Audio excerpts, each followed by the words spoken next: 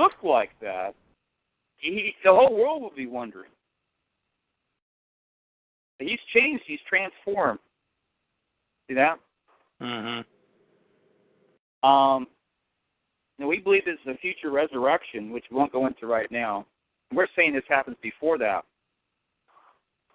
And you were talking about in this movie, The Man of Steel, you related back to the first century, why he didn't complete the task, and so they're mocking him. But we believe the same is going to happen. He's going to come, and the whole world is going to wonder. And there are people saying that they're being told that this passage in Isaiah 49, where it talks about the kings will see and princes will bow, is actually going to be fulfilled in the immediate future. And I didn't even, this is completely beyond me. I never heard that until like last spring. But we're being told it's a double fulfillment. Both of the passages refer to him, but there's initial fulfillment in the near future, and then the latter fulfillment when they come back from this Exodus, and all these people journey to Israel, and they, he's like the greater Solomon. You know what I mean? So they come and they pay him respects and stuff like that. And it talks about that, right? In Psalm 45, it says that the daughter of Tyre will come and give a gift at the time of their wedding. So, where are we at here? Let me see. So he can't look that way when he's born. Everyone would notice him because he's hidden. It's obvious. If he's alive now, look around. Nobody knows nothing, right? So he must be concealed.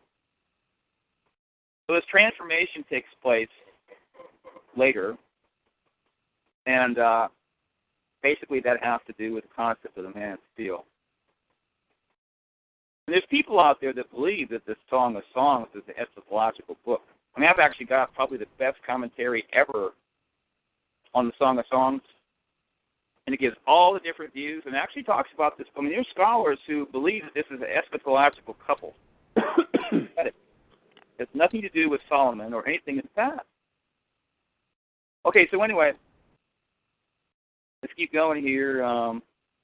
So, I'm going to go to the last verse of Psalm 110 to show, see, I have terminology for this. I call this a messianic psalm. Now, when I label a psalm a messianic psalm, I'm saying it refers to both the heavenly Christ and the earthly Christ, both of them.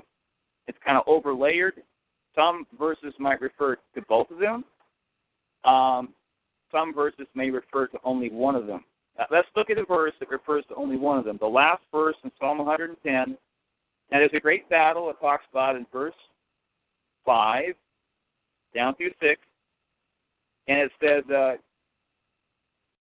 he will drink from a brook beside the way, therefore he will lift up his head. And if you actually look at commentaries, they don't even apply this to Christ. It's incredible.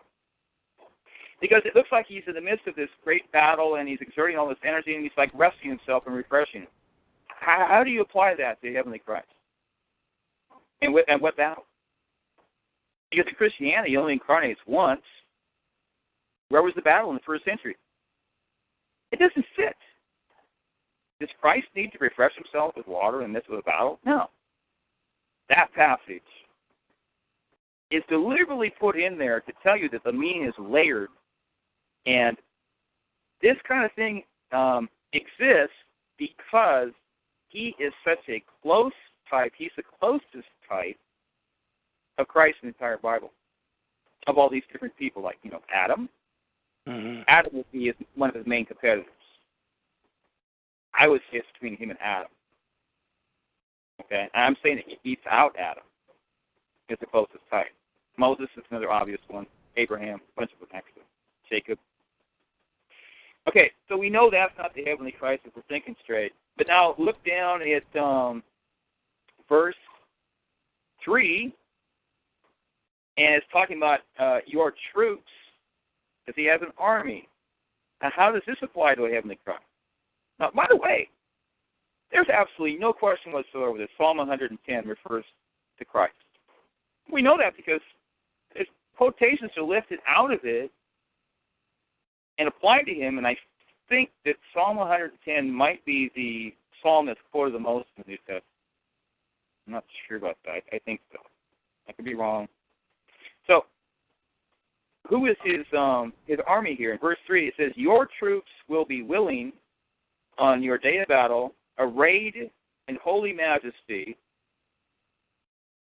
From the womb of the dawn, you will receive the dew of your youth.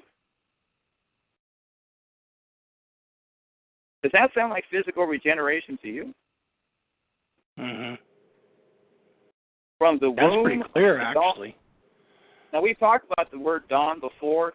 That's a metaphor for, like, the beginning. Mm-hmm.